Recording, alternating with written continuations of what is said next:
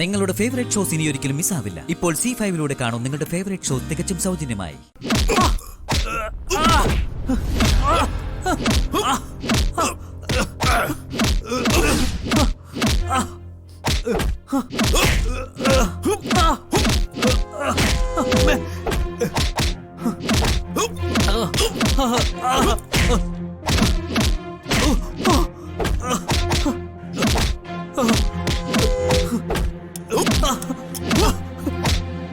മതി മതി,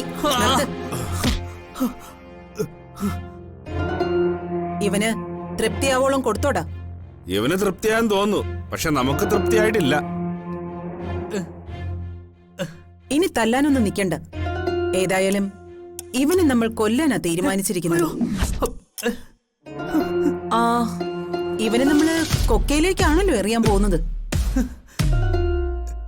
അതും ജീവനോടെ തന്നെ എറിഞ്ഞേക്കണം കേട്ടോ. അങ്ങനെ ചെയ്യാൻ മേഡം. അനി, നിങ്ങൾ എന്തിനാ എന്നോട് ഇങ്ങനെ ദ്രോഹം ചെയ്യുന്നേ? ഞാൻ നിങ്ങളോട് എന്ത് തെറ്റാ ചെയ്തേ? നീ തെറ്റൊന്നും ചെയ്തിട്ടില്ല. ഞാൻ ഇന്ദ്രജ ആന്റിയോട് ഒരു തെറ്റും ചെയ്തതായിട്ട് ഓർക്കുന്നില്ല.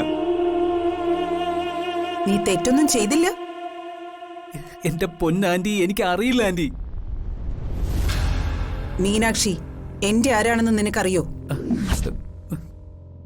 ചോദിച്ചത് കേട്ടില്ലേടാ? മീനാക്ഷി എന്റെ ആരാന്ന്? അത് മീനാക്ഷി എന്റെ മകളാ, എന്റെ അനുജത്തിയുടെ മകള്. എന്റെ മകളെ പ്രേമിക്കാനും മാത്രം വളർന്നോടാ നീ?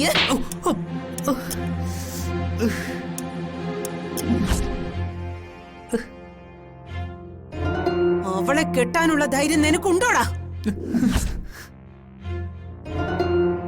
ഇവനെ കാറിന്റെ ഡിക്കിയിലേക്ക് ചുരുട്ടിക്കൂട്ടി വെക്ക്. എന്നിട്ട് പാമ്പാടും പാറ മല കയറി കൊക്കയിലേക്ക് എറിഞ്ഞേക്ക്. അയ്യോ ആന്റി, എന്നെ കൊല്ലല്ലേ ആന്റി, പ്ലീസ്. കൊന്നേക്കാനാ ഞങ്ങളുടെ പദ്ധതി. ഇല്ലെങ്കിൽ നീ പറഞ്ഞോ, ഈ കല്യാണത്തിൽ നിന്ന് നീ പിന്മാറുവോ? ഇന്ദ്രജ ആന്റി, ഇനി ഞാനൊരു സത്യം പറയാം. അവിടെ നടക്കാൻ പോകുന്നത് കല്യാണമൊന്നുമല്ല, ഞാനും മീനാക്ഷിയും കൂടെ ഒരുക്കുന്ന ഒരു ഡ്രാമയാണ്. ഡ്രാമയോ? മനസ്സിലായില്ല. ആ, എന്റെ കാമുകി മീനാക്ഷി അല്ല, മൈഥിലിയ.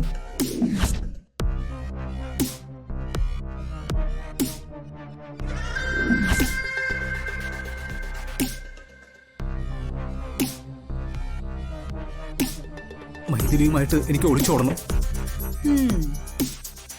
അതിന് ഇരു വീട്ടുകാരെയും കബളിപ്പിച്ച് പോയേ പറ്റൂ. അതിനെനിക്ക് കുറെ പണം വേണം, കുറെ പണം. ചെമ്പകമംഗലത്ത് നിന്ന് മീനാക്ഷിയുടെ സ്ത്രീധനം എന്ന പേരിൽ അതും വാങ്ങി സ്ഥലം വിടാനാ എന്റെയും മൈഥിലിയുടെ ഉദ്ദേശം. ഈ ഡ്രാമയിൽ എന്നെ സഹായിക്കുക മീനാക്ഷി. അതാണ് സത്യം.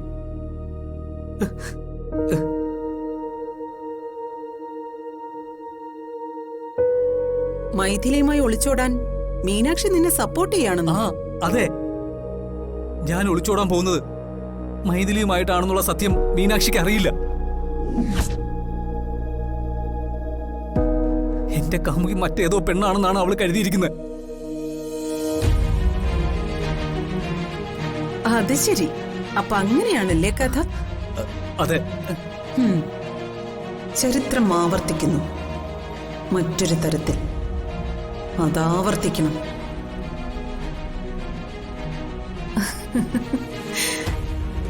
കാര്യങ്ങൾ ഇങ്ങനെയാണെങ്കിൽ നീയും മൈഥിലിയും തമ്മിലുള്ള ഒളിച്ചോട്ടത്തിന് എല്ലാ സഹായ സഹകരണങ്ങളും ഞാൻ വാഗ്ദാനം ചെയ്യുന്നു. Thank you aunty. ഇവനെ വിട്ടേക്ക്.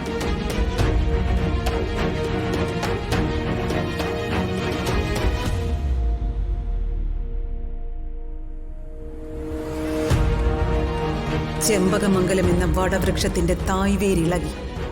ഇനി അവിടെ എന്ത് നടക്കണമെന്നത് ഈ ഇന്ദ്രജ തീരുമാനിക്കും.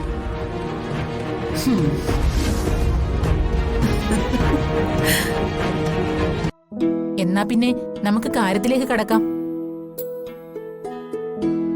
പെണ്ണിനെ ഞങ്ങൾക്ക് ഇഷ്ടപ്പെട്ടു. അതുകൊണ്ട് കല്യാണം നടത്തുന്നതിന് ഞങ്ങൾക്ക് സന്തോഷം.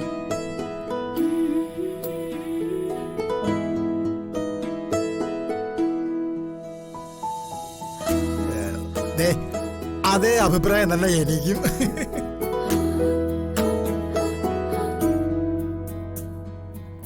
ആവശ്യമില്ലാത്ത ഏർപ്പാടായിരുന്നു. കാര്യങ്ങള് കുഴപ്പത്തിലേക്കാ പോയിക്കൊണ്ടിരിക്കുന്നത്. ഏതായാലും നനഞ്ഞിറങ്ങി, ഇനി കുളിച്ചു കയറാം. ഇതിനൊരു പരിധിയുണ്ടല്ലോ, അവിടെ വരെ നോക്കാം. ഇവനും ഞാനും തമ്മിൽ യാതൊരു ബന്ധവുമില്ലെന്നും വരുത്തി തീർക്കാൻ ഇത്രയും വലിയൊരു ഡ്രാമ വേണ്ടായിരുന്നു. എന്നാ പിന്നെ കാര്യങ്ങൾ തീരുമാനിക്കാൻ പറ ജഗദീഷ് ചേട്ടാ.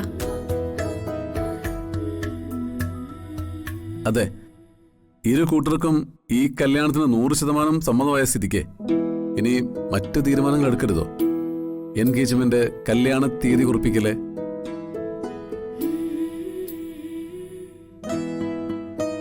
അല്ല, കല്യാണം ഉറപ്പിക്കണമെങ്കിൽ വളരെ പ്രധാനപ്പെട്ട ചില കാര്യങ്ങളിൽ കൂടെ തീരുമാനമാവണ്ടേ?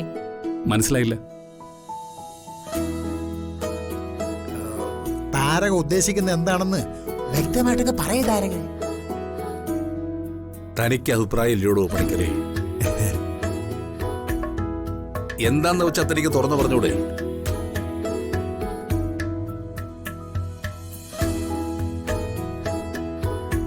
ഇത്തരം കാര്യങ്ങൾ സ്ത്രീകളുടെ അഭിപ്രായങ്ങൾക്ക് അങ്ങ് വിട്ടുകൊടുക്കുന്നതല്ലേ കൈബിളേട്ടാ അതിന്റെ ബുദ്ധി. സത്യം പറഞ്ഞ ഈ മന്മഥന് അവിടെ വരാൻ തേരാ സ്ഥാനം. ഇവരവിടെ രാജ്ഞിയും ഇയാള് ഭടനുമാ.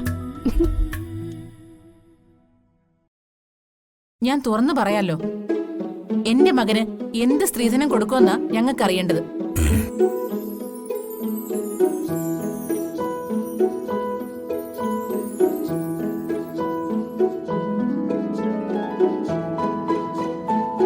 ഒരു പൈസ സ്ത്രീധനം തരില്ല.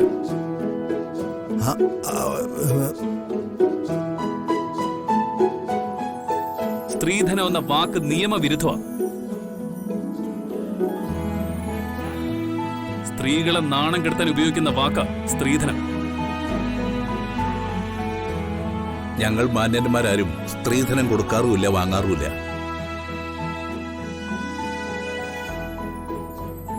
മനസ്സിൽ കരുതിയത് വടികുത്തി പിടിച്ചെന്നാ തോന്നുന്നത്.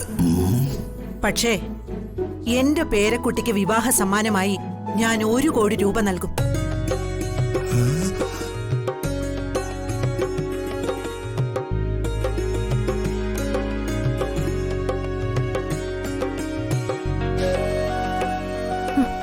രാമേട്ട, 1 കോടി? അവളുടെ മുഖം കണ്ടില്ലേ? കണ്ടവളുടെ കാശ് തട്ടിയെടുക്കാൻ എന്തൊരു സന്തോഷം. എന്റെ മകൾക്ക് അവളുടെ ശരീരത്തിൽ ഇടാവുന്നതിനേക്കാൾ കൂടുതൽ സ്വർണ്ണാഭരണങ്ങൾ ഞാനും കൊടുക്കും.